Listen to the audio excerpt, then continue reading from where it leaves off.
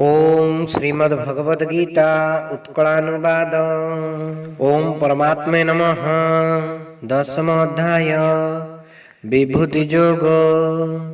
श्री भगवानुवाच महाबाहु शुण मोहर एक परम वाणी।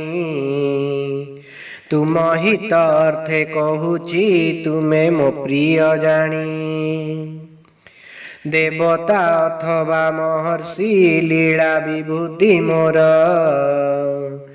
न जानती जेणु मु अटे सृष्टिकर्ता तांकर। मोते जाने जिए अनादि अज ब्रह्मांड कर्ता।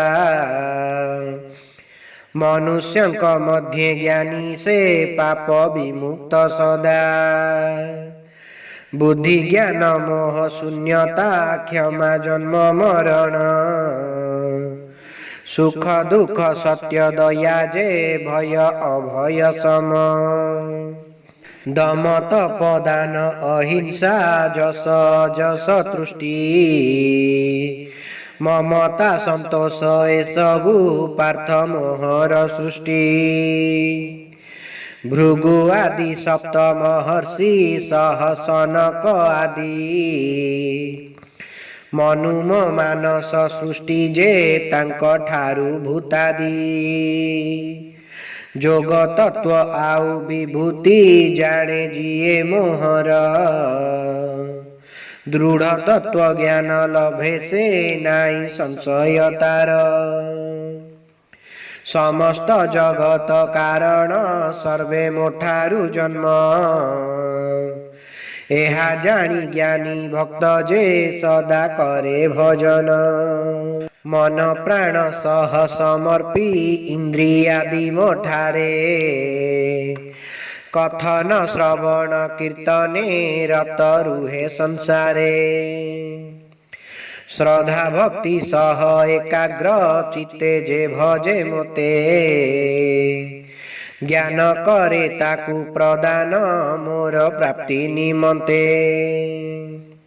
दयाशील होई ताहांक हृदय करी प्रवेश। ज्ञान दीप जाली करे मु अज्ञानता विनाश। अर्जुन वाच परम ब्रह्म नित्य परम गति पवित्रतम। अज दिव्य आदि देव जे विभु परम धाम। देवर्षि नारद देवल व्यास आदि महर्षि। जे नामे भजंती शुणिछि प्रभु एबे कुहंती। जेउ सत्य प्रभु कहिले ताहा कली श्रवण। न जानती सेहि विभूति देव दानव गण। हे पुरुषोत्तम भूतेश देव जगतपति। भूत स्रष्टा देव निजकु जान निजे श्रीपति। हे प्रभु निजर विभूति निजे कुह विस्तारी। जहा फले तुमे व्यापीछ सर्वलोकरे हरि। कुहंतु की परि की रूपे मुहि करिण ध्यान। केउ भावे चिंती जानिबी दिव्य सत्ता महान। पुनर्बार जोग विभूति प्रभु कुह विस्तारी। जेते जे सुनिले न हुए तृप्त प्राण मोहरी। श्री भगवान वाच मोहर विभूति शक्तिर नाही अंत अर्जुन। से दिव्य विभूति श्रेष्ठता किछि कहूछि शुण। सर्व प्राणीकर हृदय स्थित आत्मा मु पार्थ। आदि मध्य अंत भूतंक जान ए दिव्य सत्य। आदित्यंक मध्ये विष्णु मु मरुतरे मरीचि। ज्योतिषंक मध्ये सूर्य मु नक्षत्र रे मु शशि। वेद मध्ये साम वेद मु इंद्रियरे जे मन देव मध्ये इंद्र राजन जीवंकर चैतन्य पर्वतंक मध्ये सुमेरु रुद्र गणेश शंकर